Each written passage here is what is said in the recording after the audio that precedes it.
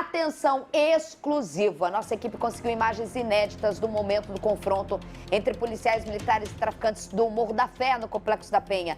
Foi mais uma manhã de intenso tiroteio. Na ação, pelo menos 7 pessoas foram baleadas e 4 morreram. Entre os mortos estariam inocentes, segundo a reportagem de Jackson Silva. Rodou.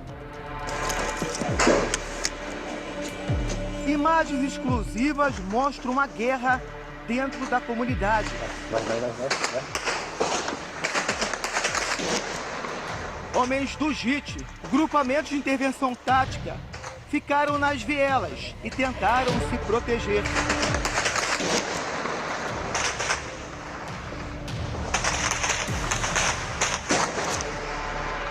A realidade do Rio de Janeiro é assim, marcada por tiros.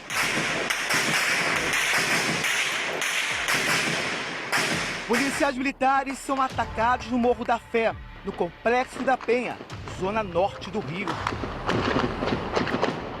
Foram mais de 2 horas de intensa troca de tiros. Os traficantes atiraram do alto do morro. As balas atingiram as principais vias da região. Aqui na Avenida Vicente de Carvalho, motoristas e passageiros ficaram em meio ao tiroteio. Homens do BOPE foram acionados e o confronto continuou. No rádio, os bandidos falavam sobre a ação dos PMs.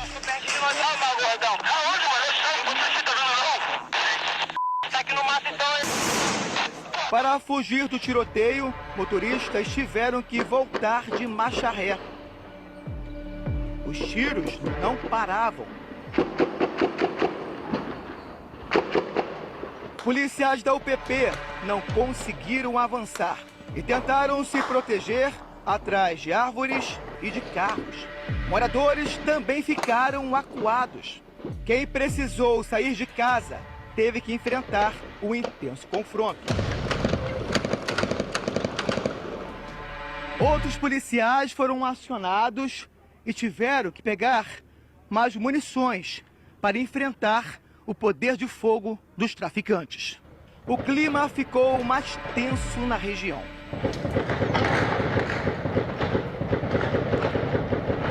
Moradores registraram a troca de tiros.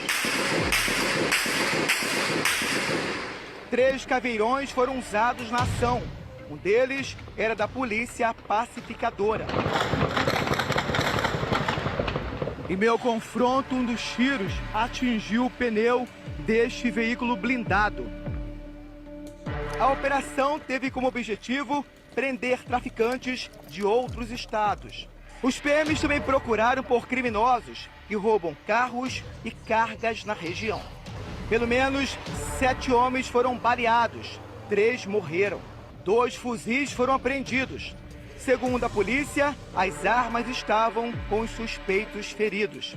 Eles foram levados para um hospital da região.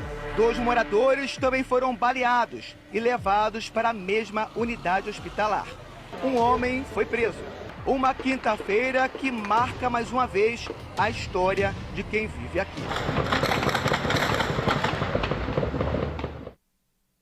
Normalidade do horror ao vivo, direto. A gente vai com o Jackson Silva, que vamos ter que entrar rapidinho, que a polícia tá saindo daí, não há segurança para ficar por muito tempo, né, Jack? Como tá a situação por aí? E onde você tá agora? Oi, Isabelle Benito, boa tarde a todos. Estamos do acesso ao Morro da Fé. Eu vou falar bem rapidinho, tá? Porque os policiais vão desde cedo aqui e vão ter que sair da região. Vamos lá. Os moradores ficaram feridos, né? Algumas pessoas que passavam na rua ficaram feridas. Então, 7 feridos, sendo 4 mortos. Uma moradora que levava a filha para a escola foi baleada. Conversamos com parentes na porta do hospital. Vamos ouvir. Ela tinha acabado de sair da casa da minha mãe com a minha sobrinha, estava de mãos dadas e estava indo levar minha irmã na escola. Aí, assim que ela virou a rua, assim, saiu de casa, mal saiu de casa, ela já tomou um tiro no braço e caiu. Essa é a nossa realidade, né? É isso que a gente vive, é isso que a gente tem que passar. Dificuldade, Jackson Silva, essas são as informações. Seria hoje esse tiroteio ainda reflexo de toda a ocupação nos complexos para a busca daqueles traficantes, né? Isabel, você pode observar, os policiais continuam aqui em pontos estratégicos, mas vão sair nesse momento, tá? A ação é a mesma de ontem, tá? Para prender traficantes que vieram de outros estados, se abrigam aqui, e também bandidos que roubam carros e cargas da região. Eu volto com você, Isabelle Benito. Eu sei que quando você fala pouco é que não está com segurança para ficar por ali. Se os policiais estão todos abrigados, já que você não pode ficar no meio da rua, que estão todos abrigados. O Carregós está mandando você sair do meio da rua, porque se os policiais estão abrigados, não é importante para a gente você estar no meio da rua para a sua segurança principalmente. Marcelo Carregosa, a que ponto a gente pode imaginar, já que todos os dias a polícia presente, essa é a manhã do morador, qual que é a funcionalidade disso? São vários. Primeiro porque você não pode admitir em nenhuma sociedade agente privado praticar violência e dominar território. Isso já é a primeira coisa. Isso já é a primeira coisa, isso é o básico. Que terror, né, você sair, porque você tem que sair para trabalhar.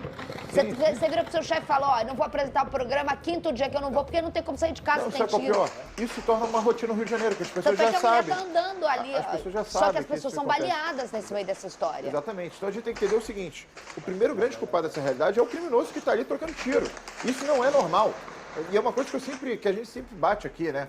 Existe crime, existe violência. Crime organizado vai ter na Islândia. Agora, o criminoso da Islândia não está fazendo isso, entendeu? Então, isso que a gente tem que entender. E, querendo ou não, gente. A ocupação, a presença policial é um dos únicos mecanismos que a gente sabe na história da humanidade. Mas por que você acha que o vagabundo do Complexo da Penha e do Alemão tá bancando tiroteio? Porque a gente sabe quando a polícia se faz... Cultura beligerante. A gente criou uma sociedade que ameaçando o policial em radinho. Então, a gente criou uma sociedade que historicamente, o que vai marcar a civilização? É você reprimir a violência privada. Tanto é que você vai dizer que o Estado é o monopólio da violência legítima. Então, esse é um processo que vai acontecer.